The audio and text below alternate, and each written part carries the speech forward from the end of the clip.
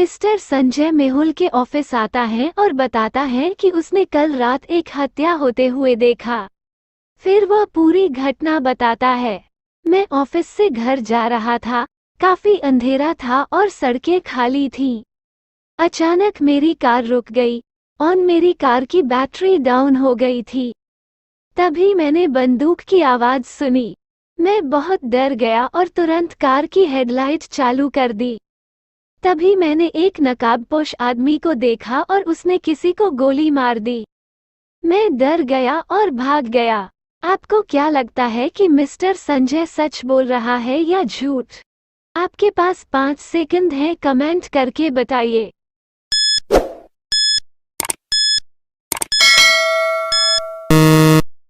Answer: mister Sanjay झूठ बोल रहा है। उसकी कार की बैटरी डाउन थी, तो फिर उसने हेडलाइट कैसे चालू कर सकता है? एक शहर में 2 चोर थे। एक दिन के समय में चोरी करता था, दूसरा चोर रात में चोरी करता था। दिन के चोर ने पहले दिन एक आइटम लूट चुराया। रात के चोर ने पहली रात 2 आइटम चोरी किए। अगले दिन के चोर ने 3 आइटम चुराए। इसलिए रात के चोर ने 6 आइटम चुराए। क्या आप बता सकते हैं कि अब दिन का चोर कितने आइटम चुराएगा? आपके पास 5 सेकंड हैं, कमेंट करके बताइए।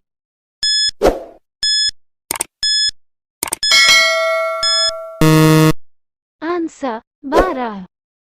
एक बहुत प्रसिद्ध वैज्ञानिक की हत्या कर दी गई। जासूस मेहुल जांच के लिए आता है। उन्हें बताया गया कि वैज्ञानिक एक बहुत बड़ी योजना पर काम कर रहे थे। उनके साथ 3 सहायक भी थी। अपराध स्थल का विश्लेषण करते हुए मेहुल को वैज्ञानिक के हाथ में एक चांदी का चम्मच मिला।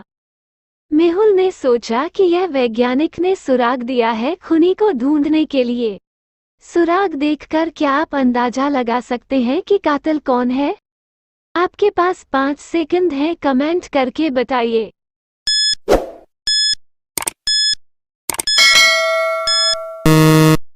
आंसर: चांदी का रासायनिक प्रतीक Ag है। वैज्ञानिक ने रसायन विज्ञान से संबंधित सुराग छोड़ दिया। मेहुल ने तुरंत अगस्त्य को गिरफ्तार कर लिया। सना बाजार की ओर जा रही थी।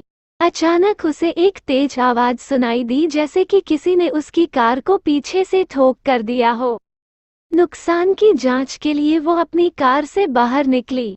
एक लाल कार ने उसे टक्कर मार दी थी और घटनास्थल से भाग गई थी। सना ने तुरंत कार का पीछा किया। उसे कार एक रेस्टोरेंट के बाहर खड़ी मिली। सना रेस्टोरेंट के अंदर गई और 3 लोगों को अंदर पाया। उनमें से एक लाल कार का मालिक है। क्या आप बता सकते हैं कि इनमें से कौन है? आपके पास 5 सेकंड हैं, कमेंट करके बताइए।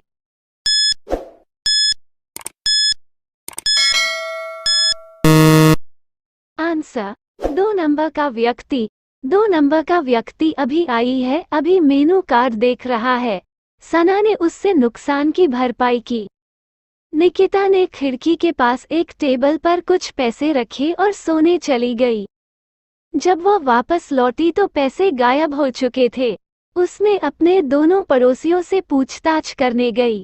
पहला पड़ोसी: मैं सो रहा था, मैंने कुछ भी नहीं सुना, हालांकि लगभग 1 घंटे पहले बारिश हुई थी।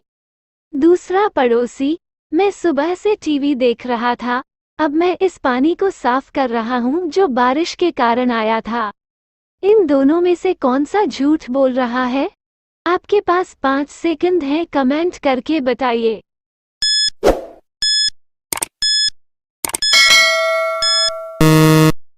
आंसर: दूसरे पड़ोसी ने कहा कि वो टीवी देख रहा था, फिर जब बारिश हुई तो उसने खिड़की बंद क्यों नहीं की। इसके अलावा 1 घंटे के बाद से बारिश हुई। वो अब इसकी सफाई क्यों कर रहा है? वो झूठ बोल रहा है।